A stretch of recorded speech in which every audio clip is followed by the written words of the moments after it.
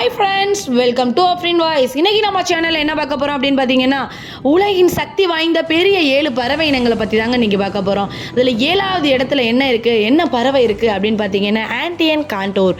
தென் அமெரிக்காவின் ஆண்டீஸ் மலைத்தொடர் மற்றும் அருகிலுள்ள பசிபிக் கடற்கரையில் காணப்படும் ஒரு வகை கழுகு இனம் தாங்க இது. 6வது இடத்துல என்ன இருக்குது, என்ன பறவை இருக்குது அப்படின்னு பார்த்தீங்கன்னா கிரவுண்ட் ஈகிள். இந்த பறவையின் தலையில் கிரீடம் போன்ற ஒரு கொண்டை இருக்குமாங்க. இந்த கொண்டை அதன் வேட்டையாடும் திறனை அதிகரிக்க உதவுது அப்படின்னு சொல்றாங்க. 5வது பிளேஸ்ல என்ன இருக்குன்னா கோரி பஸ்டர்ட் அப்படின்ற ஒரு பறவை இருக்கு. 18 கிலோ எடை வரை இது கொண்டதான். உலகின் வலிமையான பறவைகள்ல இதுவும் ஒன்னாங்க.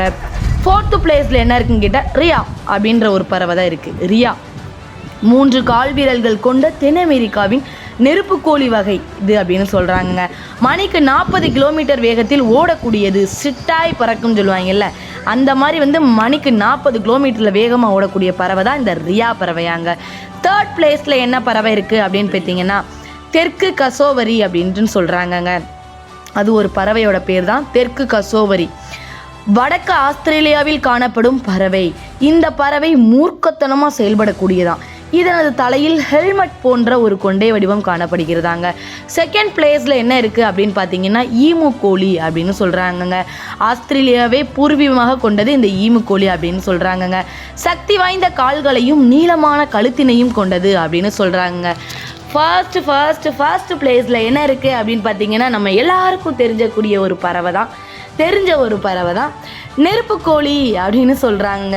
உலகின் பெரிய மற்றும் வலிமையான பறவை இடம் தான் நெருப்புக்கோழி அப்படின்னு சொல்கிறாங்க. ஆப்பிரிக்காவை பூர்வீகமாக கொண்டது தான் இந்த நெருப்புக்கோழி அப்படின்னு சொல்கிறாங்க. உருவத்தில் பெரியதாக இருந்தாலும் மணிக்கு 72 கிலோமீட்டர் வேகத்தில் ஓடக்கூடியது அப்படின்னு சொல்கிறாங்க. அதே போல் நெருப்புக்கோழியோட முட்டை தாங்க பெருசு அப்படின்னு சொல்கிறாங்கங்க.